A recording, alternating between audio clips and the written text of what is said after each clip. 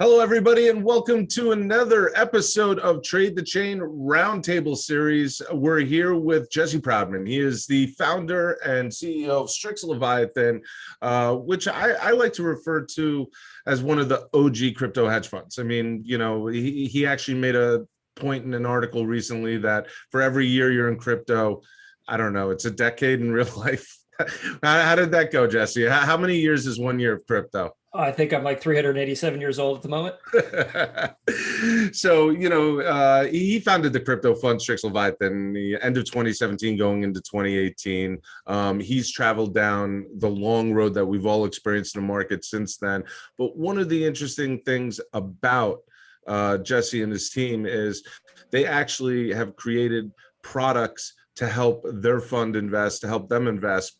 One of the things that they did early back on, we actually had Jesse on maybe 5 months ago, I think it was, and we talked about how Strix Leviathan came to be and kind of formed off of that.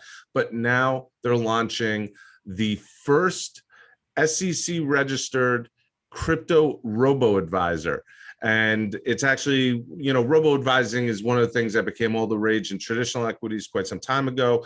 Now with crypto, you have a lot of newcomers to the scene, and they're looking for ways to help them invest their money without taking on the struggles of fully understanding the ecosystem. So that's why I brought him on today, because this is really cool. And Jesse, thank you so much for being on and taking time out of your schedule. Really appreciate it, man. My pleasure. Thanks for having me.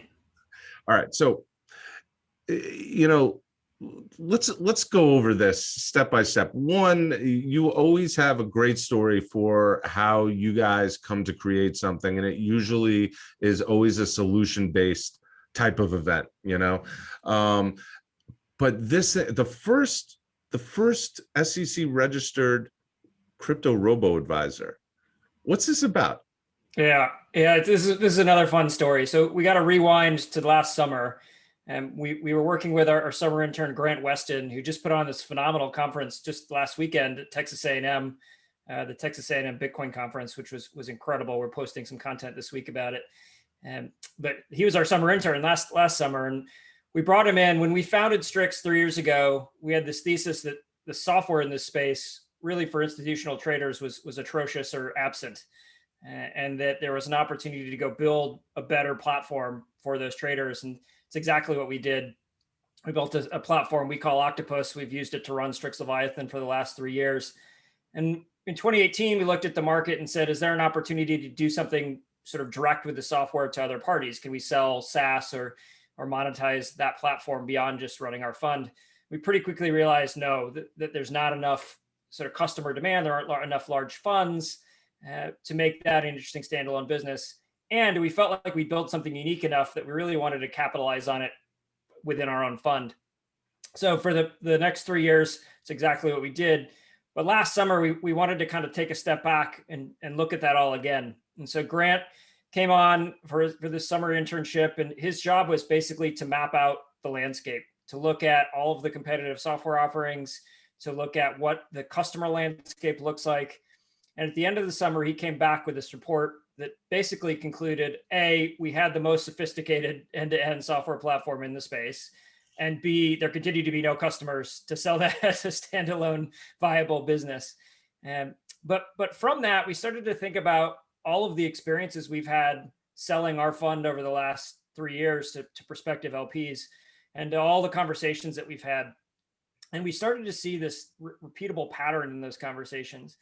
And the pattern went something like, there's 2 groups of people involved in this asset class or looking at this asset class. There are those that have had the time to go and spend to research everything that's involved here. And if you talk to most people here, like for me, it was 3 months originally in 2017 before I really felt like I had at least some, like the beginning inklings of what was happening here. And so it takes a ton of time. So those people get it, and they're interested in participating directly, and they'll go to exchanges, they'll participate with funds like ours. They have a path because they understand. And then we quickly realized, like, there's everybody else. And these are the doctors, the lawyers, the bankers, it's people that are working 40, 50, 60 hours a week in their jobs. And then they go home and they spend time with their families. And the last thing they want to do is get online and spend hours and hours and days reading about Bitcoin or Ethereum or Dogecoin or whatever the current meme is at this point in time. But it doesn't make this asset class less interesting for them, right? Like there's a desire and a fascination with what's going on here. People just don't want to invest in things that they don't understand. And so thinking about all of that and looking at what we had built with the software, we came to recognize there was this opportunity. We could really open the door to this whole new world of investor that otherwise is sort of standing on the sidelines, and do it in a way where we can eliminate all of the complexity that currently exists to get exposure to this asset class, to do it in a way where investors can feel confident to allocate, they can be guided, they can learn. And that was the genesis for the Makara idea. So it all kind of grew out of this summer internship. And we started on it sort of August, September of last year. So fast forward sort of 6-7 months, here we are. I mean, let me guess, you offered him a job, right? We did. He's still in college, so he's finishing his degree. Well, that's really cool. I mean, good for him. And it's that goes to the point of surrounding yourself with the brightest and the best all the time. One of the things I want to touch on, because what you mentioned about the doctors, the dentists, the attorneys, and stuff like that, is that trust in the system is a big thing. We've seen so many rug pulls. We've seen so many thefts by exchange operators around the world, and stuff like that. Here you have the first SEC registered advisor. And what can you tell the folks as far as the extent of what that means about trust and the platform? Yeah, it's a great question. It's in this particular industry, it's kind of a different and interesting path, right? I think so much of Bitcoin, its genesis was based on this notion of doing something outside of the realm of the traditional banking industry, outside of the realm of the traditional regulatory framework. And most of the successful companies over the last decade of this industry have really succeeded because they have sort of sidestepped that regulatory framework and the regulatory picture. Like the biggest exchanges in the world right now did so sort of trying to avoid US regulators. So we've got this fascinating world, and then you combine all of the innovation happening in DeFi, which to some extent is fascinating, and there's incredible innovation happening, but at the same time, as you mentioned, is full of sort of fraud and risk. It's a Wild West environment. We wanted to go the opposite route. We wanted to say, how could we do this in the most regulated, sort of compliant, understandable way that everyday people they understand. And everyday people, they have financial advisors, they get investment advice from third parties. They get that model. And so we looked at what the regulatory landscape to do that could be. And we found this registration with the SEC for their registered investment advisor registration called the Internet Advisor Act. And so effectively, as a fintech startup, we're able to register using that exemption. And it allows us to obtain the SEC registration under the premise that we are a robo-advisory, that we conduct all of our business through our app, that we're not operating a boiler room, dial for dollars, pushing people to trade in certain things, that everything is sort of algorithmically driven, that we're giving advice sort of consistently across the clientele. And we found, like, when we discovered that, we were like, aha, like, what, this is amazing. Why is nobody else doing this? This seems like the perfect way to bring this type of product to market and to fill a hole that really is like, there's a hole in the market that's needed. This opens the door to this whole new segment of the population. And as we started down the process, we came to realize it's because it's hard, right? It's not an easy path. We started in sort of late November on all of the policies and procedures and documentation and registration and legal work. And so it's an expensive and arduous and challenging journey to go down, but it's one that we think at the end of the day, it's all about bringing trust to this asset class. How do we How do we solve that gap? How do we bridge that divide between people that look at this and say, yeah, it really does seem like a scam, and I don't feel like I can trust anybody, to say, no, like there is a viable, real alternative here that is U.S. based, that is U.S. regulated, that works with U.S. companies to make this accessible. Yeah, and you're spot on. It's to the everyday person, the layman person, so to speak, in crypto. Because one of the things that I've noticed, we've all noticed, is first, there's been a lot of publicity in crypto the last couple of months, and particularly with the Coinbase IPO and stuff like that. So when Coinbase IPO'd the other week, it was funny because I noted to somebody, out of all the times that CNBC has said the word Bitcoin or crypto, I think combined, they said it more that day than ever before. So you have all these people come in, and then you mentioned meme coin. Okay, unfortunately, that's what a lot of these new people see. They see these TikTok influencers, and YouTube people and Twitter people, and they jump into the Doge coins and a handful of others I won't mention so people don't look at them. And you have this velocity of money come in, but then all of a sudden something happens in the market and you have this vacuum of withdrawal, and it hurts. It's detrimental for the market. This is, I'm assuming this is because of the registered advisor, this is for like anybody? Yes, correct. Absolutely. Okay. And any investor can participate with us, any US investor at launch. And it's going to be like an easy to use app, one that our parents can pick up on and be intuitive with. Yeah, exactly. If you ever used Wealthfront or Betterment, you can think of it pretty much like that. So you come on, it's all mobile based to get started.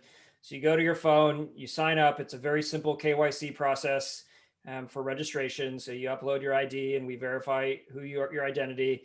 And then at the onset, you'll go through a set of questions, right? And I think traditional robo-advisors, their goal is to sort of understand your risk tolerance. Crypto, I think it's a little funny because there's sort of riskier, and riskiest. Like it's not. There's nothing that's not risky. Right. I mean, this is it's a speculative emerging asset class. And I've said before, like we believe this is effectively liquid angel investing. And it's the first time that everybody can participate in liquid angel investing. So if you go into it with that mindset and you understand that sort of everything is risky, it gives you the opportunity to start to think about sort of why are you participating? And these questions at onboarding can help steer you to these investable baskets that we've created. So you can think of these as thematic ETFs, like the equivalent of thematic ETFs, but operating on our platform. And so it could be something as simple as just Bitcoin, right? If somebody just says, look, I've just heard about this Bitcoin thing and that's all I really want to get started with. What's the simplest way for me to do that? We can help somebody get started there. It could be, look, my concern is inflation. I am very worried about inflation. Bitcoin seems interesting to me, but I also believe in gold. So maybe I'm looking for the modern inflation hedge. So that basket on the Makara platform is 50-50 Bitcoin tokenized gold, rebalanced on a quarterly basis. Gives you exposure to the two assets that arguably provide you sort of the safe haven from an inflation perspective. And it removes some of the volatility of just holding a Bitcoin investment. So we think people that are, the gold bugs that want to dip their toe into this asset class, that's sort of a nice, comfortable way for them to get involved. And then we can get all the way out on the flip side. Like, look, I think this asset class is fascinating and I want to hold all of it. Like I want everything. There's no Russell 1000 of crypto today. So like a spectrum. Yeah, exactly. So we'll have the Makara gumbo basket where you can come in and literally get everything that's on platform. But instead of just equal weighting and kind of peanut buttering across, we'll do a risk weighting so that there's more thought and sort of design that goes into these baskets than just kind of going on an exchange and blindly buying sort of bits and pieces of everything that's there. Okay. So I want to dig into a few things with this, get under the hood. We're talking about baskets. So this assessment seems to pretty well assess you. I mean, the way you were speaking, there's a lot of different left and right hand turns you can go to answering these questions till you reach the end. When it comes to what lies beneath the platform, what are these basket options? What are people looking at, let's say from the most conservative to the most risky, which I believe you mentioned both sides of the spectrum just now. Yeah, absolutely. So let's dive into what a basket actually is, because I think that's important, particularly given we're sort of on the verge of a potential ETF approval with the SEC. Like, knock on wood, we'll see what happens over the next week or two. But what is a Bitcoin ETF? Let's start there, right? A Bitcoin ETF is an exchange traded product. So you can go into your brokerage account and you buy this offering, and that fund holds Bitcoin for you. And you effectively track the value of that Bitcoin in your investment. What is it not? You're not actually holding Bitcoin. So you're not actually participating in this ecosystem. You don't have that native asset yourself. You can't withdraw it out of the ETF. You can't move it around. You can't play with the ecosystem. And you're subject to banker hours for liquidity, right? 9 to 5, banker hours that the stock markets trade. And having now been in this asset class for 4 years, we know that it's incredibly volatile. And the moment the traditional markets are closed are the moment that these assets light up. So you look at Thanksgiving, you look at New Year's Eve, you look at March 12th, the quote unquote crypto Black Thursday last year. All of those the wild price action that occurs in this asset class has happened outside of those banking hours. And so if that's your means to exposure to the space, you can't benefit or gain access to your ETF in the midst of those movements. So you're really constrained. So you don't actually participate in the network itself, and you're limited to when you can trade. It doesn't seem like a great product outside. It sort of simplifies that exposure. So that was kind of, we went in thinking, if that's what people are looking at as a simple solution, and we see the same thing with all these exchange traded trusts that have been launched, they're effectively the same offering as an ETF, just in a slightly different wrapper.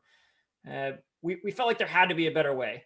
So a basket, by far and large, you're actually holding the underlying asset. So when you join Makara, you're getting an account at a qualified custodian. So at launch, we're partnering with Gemini as our qualified custodian. So under the surface, you have a Gemini account. It's in your name, titled to you as the beneficial owner. You own it, and you're investing. When you make an investment into a basket, you're actually physically holding the assets that are in that basket. It's not a pooled investment vehicle. It's not a fund. You're basically buying the actual coins that make up that component. And so you're participating in the network. You hold the assets. You're participating in, if there's staking involved in specific coins, and that's an option we have available to us, you can participate in those components. If there are lending and borrowing capabilities that we can expose as a function of holding those native coins, we can expose that as part of these baskets. You're there, and it's a 24/7 market. So you aren't sort of limited. You aren't limited to those hours. So that's the fundamental difference. We wanted to bring the ease of entering the space that you get out of ETF, but with the reality of actually participating in the space and being part of the crypto ecosystem and benefiting from the 24/7 nature of this asset class. Okay. All right. I mean, you've raised more questions with me than. All right. So when you first of all, solid ecosystem partner, right? Gemini. Yep. With regards to what you just explained, so are we talking about when you open up an account, it's almost like an SMA account on exactly. With Gemini, and you're basically laying the rights for trading and any movements, investment movements with the platform. Is that correct? That's exactly right. But this is not an environment where you go and sign up at Gemini and go through all the process there and then all done by you. Create API, because we handle everything for you. Exactly. So we want to make this as simple as possible and transparent and seamless for new users. Okay, so it's getting more awesome too now. So you have this account of Gemini. Now you're talking about staking and you're talking about borrow lend, business options. Is that on an individual basis, or is that with a particular strategy? In other words, let's say basket XYZ. Will it automatically, if those options come up, put me into those options, or is it a user elected feature? Yeah, so that'll be a user elected feature. It's on a roadmap. We won't have that at launch. We're obviously working with Gemini. They've launched the Gemini Earn product. and that's done incredibly well over the last couple of weeks that it's been out. And so as those products and capabilities continue to be added to Gemini, and it's incredible what they've done to their exchange over the last really 12 months in terms of listings and new products and the credit card and earn. So as those features continue to be released, we'll be able to integrate them into various components of the product. So at some point, we anticipate there will likely be a Gemini earn on GUSD, like there is at BlockFi or at Voyager. We could have a basket that's just a high yield earnings account, right? In the same way that you can get out of BlockFi. But again, we're trying to make this simple. So you don't have to understand what is GUSD, you don't have to understand what is USDC or PAX or all of these different terms. You're investing into a high yield basket. We're making it simple. That, like, at the end of the day, this entire asset class is too darn complicated. We've got so many, like, everything's named exactly the same thing. There's 6,000 assets. They all have bizarre, weird names. You have to learn an entirely foreign language to participate. And that's exclusionary. It keeps so many people out. So if we can put this into everyday human language and make it accessible to people that aren't going to go spend 3 or 4 months understanding all the nuances and understanding what's different between PAX and GUSD and USDC, like it just opens the door. Like we want to make crypto accessible. And going back to the beginning of this conversation, when you were you were talking about volatility and risk tolerance and all assets risky, two things you just mentioned there, which actually almost harken back to that doctor, dentist, lawyer class that wants to be a little bit more conservative. You talk about GUSD, you talk about PAX, and there are currently very high attractive yields on both those assets, right? So you can have a very stable high yield portfolio with the platform and not take that risk. Well, you're taking risk. You always take a risk, right? There's risk. When you're earning those rates, you're taking risk. But being clear about what that risk is, right? I think our belief is that people invest in this asset class for 2 reasons. 1, the returns are interesting and compelling, and 2, they're curious, right? And so if we can marry those returns with education, and so people can understand, all right, I'm investing in a high yield account. Why am I earning that yield? Right? Like what's happening behind the scenes? What are the risks that I'm exposed to? And again, translate that into regular human language so that they can understand I'm benefiting from what's happening in this ecosystem, but I understand what I'm exposed to. We think it's just a better way. Yeah, but it definitely transitions a risk, right? If we're talking about that, maybe there's rehypothecation or default risk as opposed to price volatility risk. Right. Okay, so from speaking prior to going on to, you guys have over 2,500 people on the wait list. Is that correct? I mean, the wait list has been growing like nuts. We basically opened it up about 3 weeks ago.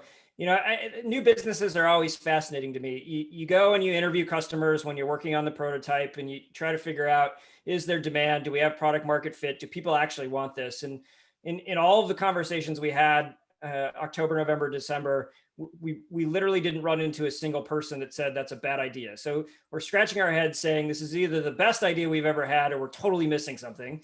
Yeah. And so then the kind of the limiting factor was getting that SEC registration. So it was March 30th. We received that, and we were able to post on the website where we have that registration. Here's what we're doing. Here's what we're building. And the response has just been phenomenal. And it's neat to see, because the waitlist, it's not just new people signing up. We have this referral process where the top referrer every week can earn a $500 pre-funded account, and the top 100 accounts will receive a $50 pre-funded account.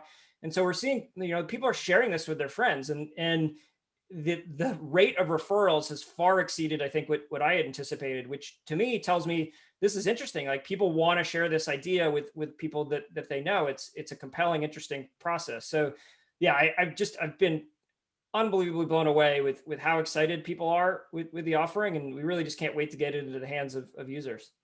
How many different basket offerings are available right now or soon to be? Yeah, so at launch we'll have, I believe, 6 to 7. And the really neat thing here, like if again, kind of taking it back to this ETF model or the trust products that exist today, if I want to go set up a new ETF, I have to go create a fund structure, a legal structure, audit, compliance. I have to go register it, work with the SEC. It's a big, complicated, involved process. But on the Makara side, a basket it's a software implementation inside of the Octopus trading platform we've built at Strix over the last 3 years.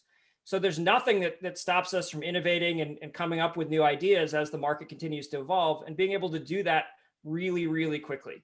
So obviously we're constrained by what Gemini provides on platform, but as they launch new assets, we can include them into these baskets sort of with the snap of a finger. It's not difficult for us to kind of innovate and launch new capabilities. And while we'll start with predominantly passive baskets, you can think of these like index funds, the trading platform we've built on the Octopus side with Strix lets us take a lot of the more sophisticated actively managed strategies and begin to expose those over time.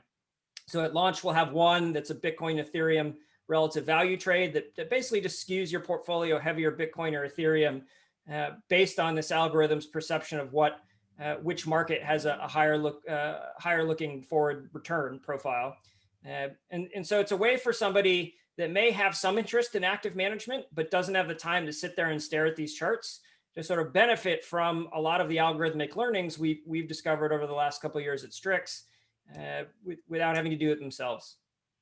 It's first of all, it's fascinating because you're working on both the institutional side and now you're attacking the retail side. One of the things I think this really is going to have a benefit for in this class is when you see, let's call it 99% of wealth managers, advisors, RIAs, and the way the conversations usually go is, hey, I have customers or I have clients that I'm advising who are interested in crypto. They want to buy some Bitcoin because that's what everybody knows. Yep. Now you're essentially, it's two-pronged. You're not only going direct to the retail investor who doesn't want to learn all 6,000 coins, all the nomenclature, all the pink unicorn icons, and everything else that goes with crypto, but can do this from a very easy to use platform. But also you're giving the potential for RIAs and wealth management groups to be able to take this to their clients and say, hey, listen, this is it's almost very similar to the traditional offerings that they're offering clients.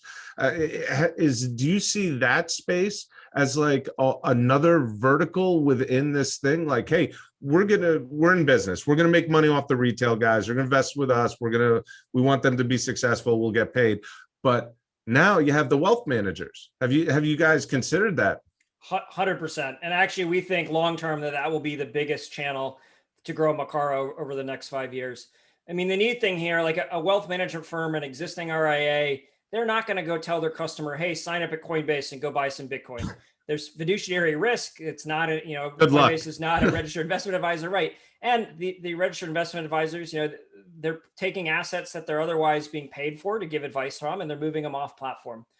As an RIA, we're able to participate in their ecosystem. And there's this level of trust that can be established as a function of that regulatory environment that we're sort of a familiar vehicle to some extent. So yes, like we've seen in the last 45 days, we've seen 6 different RIAs reach out and already expressed interest in betaing. We've launched sort of an initial RIA specific platform. So the idea here is if you're an investment advisor and you want to be able to recommend this asset class to your clients, to be able to come in and effectively have a white labeled version of what we're doing that is tailored to your business, and that you can put in the hands of your customers, and that you can kind of design and tailor to what you're looking to do. So we start with retail because we think at the end of the day, we need to build brand trust. We need to prove the product works. We need to get scale at origination. But we think that this solves such a big pain point for existing RIAs that will ultimately be the largest source of new customers and new capital on platform. I completely agree with you. I mean, that's probably what's most exciting about this, is bringing it to the macro wealth management. Okay, tell us about the launch day. When's this thing going live? When can people start signing up, throwing funds in, and where can they go to get the news of the progression? By the way, everybody, all the information on Jesse and Makara is going to be down below, so please take a look at it. Yeah, absolutely. So the website is Makara, Makara digital, digital.com. You can join the waitlist there. We're targeting effectively the soft launch towards the end of May. We'll begin to pull the initial, we've got a set of beta users. We'll pull those in first, and then we'll pull people off the wait list, sort of first come, first serve onto the platform. So that's the target for us right now. I think this is going to be huge. We're really excited. I honestly think this is going to be really big. And I appreciate you, sharing it with us, because this is one of those innovative, like real world use platforms that that I want to use, that anybody wants to use. So really cool. It's neat. Like in my eyes, we look at the innovation that's happened in this space, like exchanges. We have so many exchanges, and we've got so many phenomenal exchanges. Like it's a solved problem. The world doesn't need another crypto exchange. The world doesn't need another 125x leverage place to trade. What we need is a venue to unlock this asset class to this whole new world of investor. And when we stared at everything, we said, aha, like this is what's missing. This is what this industry, there's a hole. So it's fun thinking back to the last time I was on your show and being able to think through like conceptually where we were headed, and now to be sort of so close to having this in the hands of investors, it literally gives the whole team goosebumps. Yeah, totally. And it's interesting. Last time you were on the show, you were in the first inning of this journey. Now that I go back in time, this is phenomenal. And the key word is done right, and it had first, SEC approved cryptocurrency Robo-Advisor, Jesse Proudman, CEO and founder of Strix Leviathan. Go to Makara.digital. All the information will be below, and I can't thank you enough for sharing this with us. I'll definitely look forward to it. You're going to be too big time soon. You won't even remember my name down the road. So congratulations, man. I'm happy for you and the team. Thank you so much. Appreciate you taking the time today. All right.